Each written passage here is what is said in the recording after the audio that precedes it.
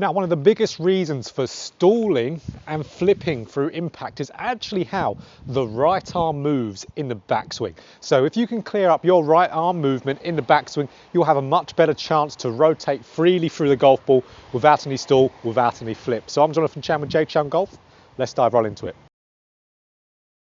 So what this move is, this is the right arm movement and the right elbow early in the backswing here. What we can see a lot of golfers suffering with is as soon as they'll be taking that club back, their right elbow will start to go behind them in this manner. See how my elbow is pulling backwards, it's pointing behind me. Now it's getting behind my seam line area, so about around the middle or the side of my jacket here. So when that happens, my right arm's going to get quite trapped behind my pivot. So as I'm coming down in a downswing now, we know if that right arm stays behind us a little bit with the elbow points behind us, the shaft will start to get a little bit steep. But if we continue to rotate from here, what's going to happen? Because my right arm is still stuck behind my body's rotation and the seam line here, I'm going to have to do something with my right arm to get back onto the golf ball here. So now I'm going to have to straighten that right arm to fire back onto the golf ball because my right arm is too stuck behind me. If I just freely rotated from there, you're going to see how the club is going to be too much on the inside of the ball line here.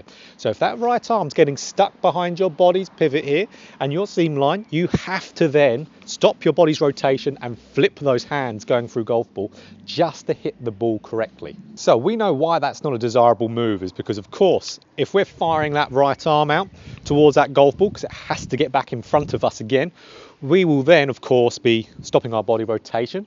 Like we said at the beginning, flipping those hands, so dispersion of your shot's going to be all over the place. But as well, of course, if you're straightening out that right arm, you could ground that club out a little bit early because that straightening of the right arm will get the club traveling more down into the ground there. So you can see you could hit a bunch of mishits, fats, all those type of shots, and you'll also hit the ball left and right. So not that consistent. Now, what we want our right arm to do to be able to influence us to move nicely through the golf ball, we want to keep our right arm more in front of our seam line area here. So that was the big fault with the bad movement there, is our right arm and our elbow will pull straight away behind our seam line area. So if we can keep that right arm in front of our seam line there, not necessarily in front of my body, in front of my seam line, now that right arm, you can see straight away, the elbow is pointing a little bit more down to the ground rather than behind me. So that's going to influence a better shaft movement in the downswing. I have to do less now with my trail arm to get it back in front of me, get that elbow going in front of our body to influence that shallow shaft. And two, because my right arm is now more in front of my body coming in transition, you're going to see how I can just freely rotate on that golf ball and boom, I'm in a good spot. I don't have to stall and flip to get that club back on the ball like with the right arm being stuck behind us here. So luckily there are two drills here that we can do to give you a much better trail arm movement in the backswing to then prime you to move better through that golf ball there. But before we dive into those drills, we've got to understand why a lot of golfers are getting this trail arm behind us, because then we can get the appropriate feels and then apply them to the drills for better success there. So why we see a lot of golfers struggle with this trail arm move in the backswing is because they know you've got to swing on an arc around your body. We know that we've got to have those hands and arms going in and around us. But what a lot of golfers are trying to do to achieve that, they're trying to get that club moving on an arc around their body manually.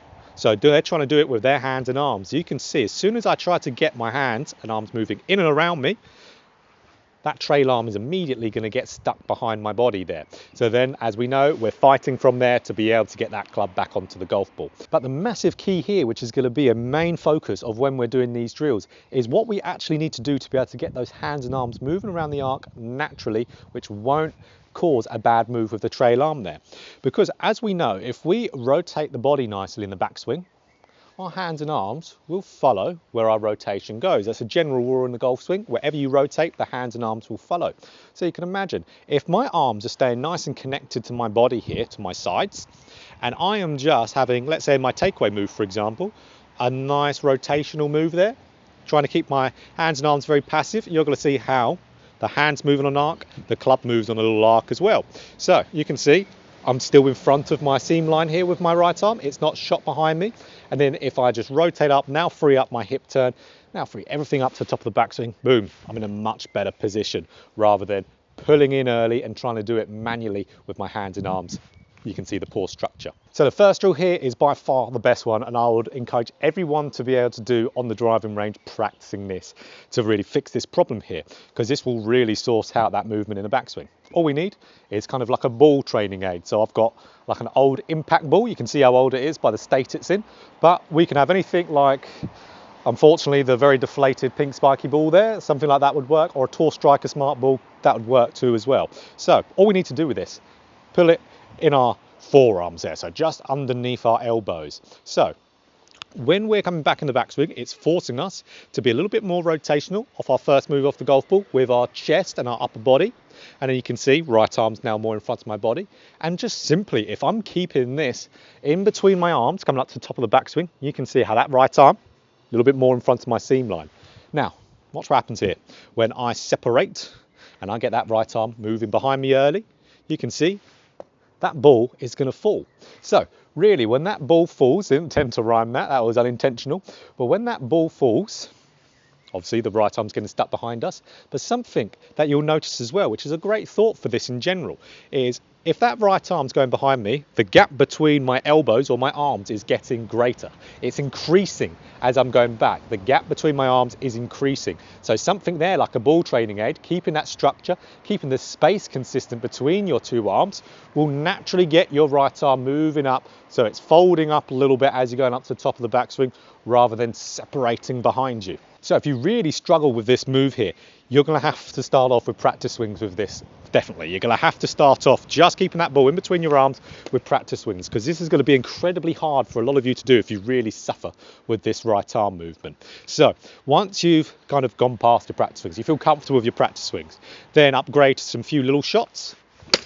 Just clipping some down there, you'll feel a much different sensation going one in the backswing and through impact there. But as we know, it's going to keep our right arm more in front of us, keep it more in front of us in the downswing as well, which will then apply that rotation to the golf ball with no stall. Then build it up and then swing through best repetitions you can get. So you can see there, if I really get in good repetitions with that, if I really struggle with the right arm shooting behind me, best bang for your buck for what you're going to do to work on this movement. So that's a brilliant drill to do. Obviously, it's something you need to kind of have a little training aid to help you with that. But if there's a training aid out there for any problem you have in the golf swing that specifically targets your problem, that's the best way to practice by far, having a training aid that perfectly suits your game. And really from it, we said 2 drills that we're going to do. So here's the other one.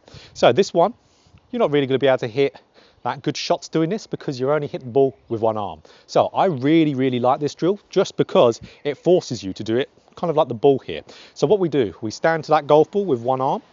So gripping it with our trail arm there. And then what we do, we have our left arm free. So what we do with our left arm, we get it, we put it underneath our right arm here, and we kind of just place it so it's kind of like cupping our elbow area. So we're not locked out with our arm, we're still relaxing our right arm, we're just resting the back of our left hand on that elbow area. So now if I try to pull in, I can't pull in there. So it's going to again encourage me to have a little rotational move of my chest to start off that golf ball, because I can't be overly active with my arms. And that's going to keep me, if I just move up to the top of the swing, very classic drill, you're going to see how that right arm stays in front of me a little bit more in front of my seam line. So it's going to give you some real good feels for this. I think a lot of you will recognise this drill. This drill's been around for years, absolutely years, but it's luckily a drill that hasn't gone down in time. It's really got better and better as, you know, some drills kind of fall off over time. This drill certainly hasn't. So really, a few practice swings first, get comfortable with it. That's why I'd suggest most of you to do this first, practice swings. Because again, absolutely you can hit balls, but you're only going to be able to hit it and just knock it down there, let's say 50 yards. So let me do a shot here. I'm just trying to move up, a little bit more passive with my arms, keeping this and preventing this right arm from moving behind my body, just to give me the feel, the sensation I need there. So as you can see, it's not going to hit the best of shots because we're only hitting it with one arm. But that's one thing that a lot of people I know are really worried about when they're doing the drill, is too worried about how good of a shot they're hitting. If you're doing a drill that properly targets your root cause area of your golf swing and your problems, the drill is ultimately at the start going to make you hit some pretty poor shots because it's something you need to work on the most. One of my old coaches said, if I'm doing a drill and I'm struggling with that drill a lot, that means I've got to really work hard on that drill because it's exposing a problem area. So again, just really preventing this right arm from getting stuck behind me with my left hand there. And there we go, just little shots, just feeling the movement. So there we go, guys. I would recommend everyone to do both of those drills if you struggle with this, because one you can really do at home.